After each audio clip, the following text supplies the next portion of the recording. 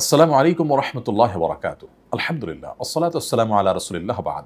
সুপ্রিয় দর্শক শ্রোতা ভাই বোন, নদীমাতৃক এলাকা এবং সমুদ্র তীরবর্তী অঞ্চলে ঝড় জলোচ্ছ্বাস হবে এটি সুন্নাতুল্লাহি ফিল আরদ বা পৃথিবীতে আল্লাহ সুবহানাহু ওয়া তাআলার সিস্টেম এবং নিয়মেরই অংশ। ঠিক যেমনিভাবে মরু অঞ্চলে মরুঝড় হয়ে থাকে এবং বনাঞ্চলে ভিন্ন ধরনের প্রাকৃতিক দুর্যোগ হয়ে থাকে, পৃথিবীর এক এক অঞ্চলে এক এক জায়গায় এক এক রকমের প্রাকৃতিক দুর্যোগ হয়ে থাকে এবং যেখানে যেরকম প্রাকৃতিক দুর্যোগ হওয়ার কথা সেটি সেখানে হওয়াটাই বরং স্বাভাবিক এবং এটি আল্লাহ সুবহানাহু ওয়া তাআলার নিয়মের অংশ, সিস্টেমের অংশ। এই সমস্ত প্রাকৃতিক দুর্যোগ আল্লাহ তাআলা কখনো কখনো দিয়ে থাকেন আমাদেরকে পরীক্ষা করবার জন্য, আবার কখনো কখনো দিয়ে থাকেন আমাদের কোনো কৃতকর্মের নগদ শাস্তি স্বরূপ, যাতে করে আমরা সতর্ক হয়ে ফিরে আসতে পারি মন্দ কর্ম থেকে।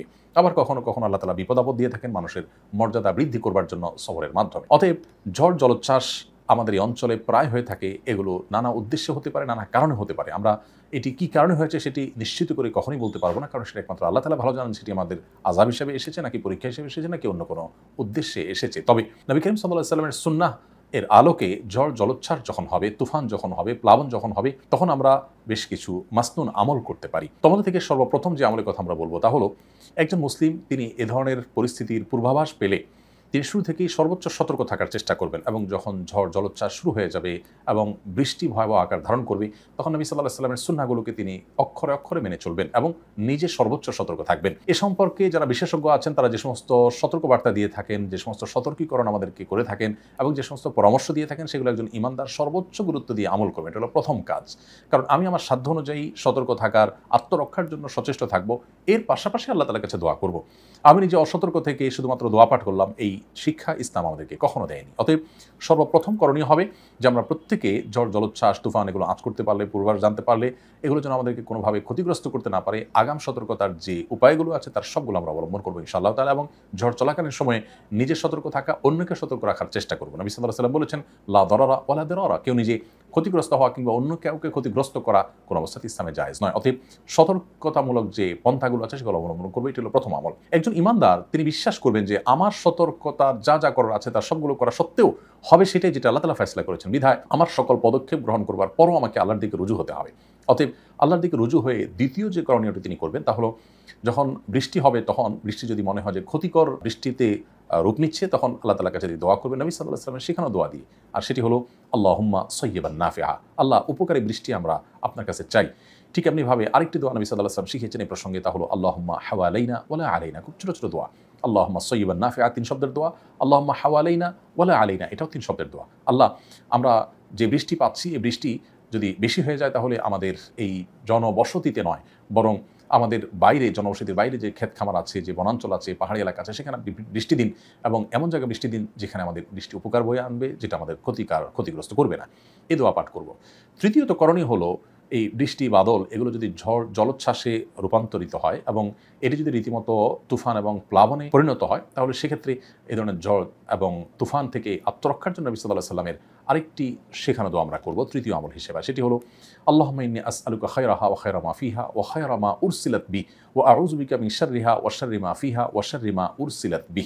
যার অর্থ হলো, হে আল্লাহ, এই যে মেঘমালা এবং এই যে বাতাস, এই ঝড় বাতাস মেঘ এর যে কল্যাণ আছে, এর মধ্যে যে আরও নানাবিধ কল্যাণ আছে, ঝড় বাতাসটা যতটুকু আমাদের জন্য কল্যাণ করা হয় ততটুকু, এবং এর ভিতরে আরও যে প্রাসঙ্গিক কল্যাণ আছে সেগুলো, এবং যে উদ্দেশ্যে, যে কল্যাণের উদ্দেশ্যে ঝড়কে আপনি প্রেরণ করেছেন বা প্রেরণ করা হয়েছে সেটার কল্যাণটা আমরা চাই।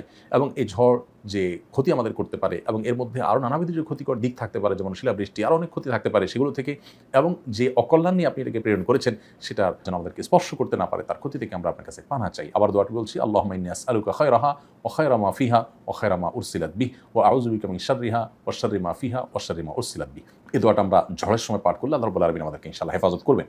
চতুর্থত যে আমলটি করব তা হলো, যখন ঝড় জলোচ্ছ্বাস দেখা দিবে তখন আমরা সবর করব, ধৈর্য ধারণ করব। বিশেষ করে যখন বাতাস বইতে থাকবে খুব জোরে, যার দ্বারা আমরা হয়তো কোনো কারণে ক্ষতিগ্রস্ত হতে পারি, তখন আমরা সেই বাতাসকে, ঝড়কে গালিগালাজ না করে সবর করব। কারণ নবী সাল্লাল্লাহু আলাইহি ওয়াসাল্লাম সহিহ মুসলিমের হাদিসে বলেছেন যে তোমরা বাতাসকে গালি দিও না, বাতাসকে গালি দিও না এবং মন্দ কথা বলো না। অনেক সময় আমরা ধৈর্য হারিয়ে ফেলে আমরা আল্লাহর সমস্ত সৃষ্টিকে গালমন্দ করে বসি এবং বাজে মন্তব্য করে বসি, সেটি না করি। নবী সাল্লাল্লাহু আলাইহি ওয়াসাল্লাম বলেছেন আমরা যেন আল্লাহর কাছে পানা চাই, আশ্রয় চাই এবং এর কল্যাণটা কামনা করি, অর্থাৎ দোয়া করি।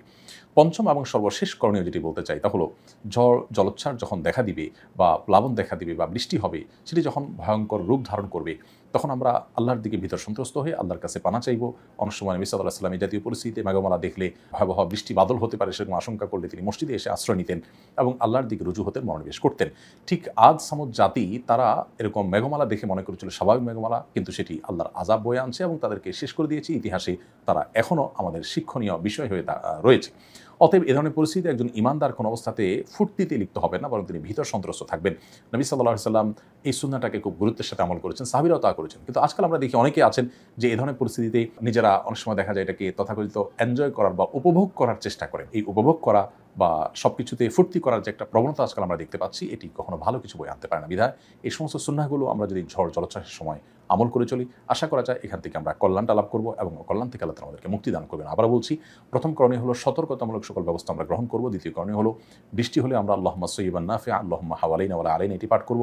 তৃতীয় করণ হলো ঝড় দেখা দিলে, তুফান দেখা দিলে তখন আমরা দোয়া পড়ব। নবী সাল্লাল্লাহু আলাইহি ওয়াসাল্লাম সেখানে দোয়া আল্লাহুম্মা ইন্নী আসআলুকা খায়রাহা ওয়া খায়রা মা ফিহা ওয়া খায়রা মা উরসিলাত বি ওয়া আউযু বিকা মিন শাররিহা ওয়া শাররি মা ফিহা ওয়া শাররি মা উরসিলাত বি। চতুর্থ করণীয় হলো এই ঝড় বাতাস বা এই জাতীয় প্রাকৃতিক দুর্যোগকে গালমন্দ করা বা বাজে মন্তব্য করা, এটা ঈমানদার সাথে যায় না। আল্লাহর সৃষ্টিকে গালি দেওয়ার কোনো সুযোগ অবকাশ ঈমানদারের জন্য নেই। ৫ নম্বর সর্বশেষ করণীয় হলো অনেক সময় বৃষ্টি বাদল যখন অনেক বেশি পরিমাণে হয়, মেঘমালা বেশ অন্ধকার হয়ে আসে, আমরা অনেকে সেটাকে এনজয় করি। এমনকি চন্দ্রগ্রহণ, সূর্যগ্রহণকে অনেকে দেখা যায় এনজয় করছেন, উপভোগ করছেন এবং এই টাইমেও তারা ফুর্তি করার চেষ্টা করছেন। তো সব কিছুকে ফুর্তির জিনিস বানিয়ে ফেলা, এটা ভোগবাদী পৃথিবীতে একটি সমস্যায় রীতিমতো পরিণত হয়েছে। ঈমানদার এই পরিস্থিতিতে ভিতর সন্ত্রস্ত হয়ে আল্লাহর দিকে রুজু হবেন, তওবা করবেন এবং নিজেকে সংশোধন করার চেষ্টা করবেন। আল্লাহ রাব্বুল আলামিন সব ধরনের ঝড় তুফান থেকে, সব ধরনের জলোচ্ছ্বাস থেকে, ক্ষয়ক্ষতি থেকে আমাদের সকলকে হেফাজত রাখুন। জাযাকুমুল্লাহু খায়রা। আসসালামু আলাইকুম ওয়া রাহমাতুল্লাহি ওয়া বারাকাতুহু।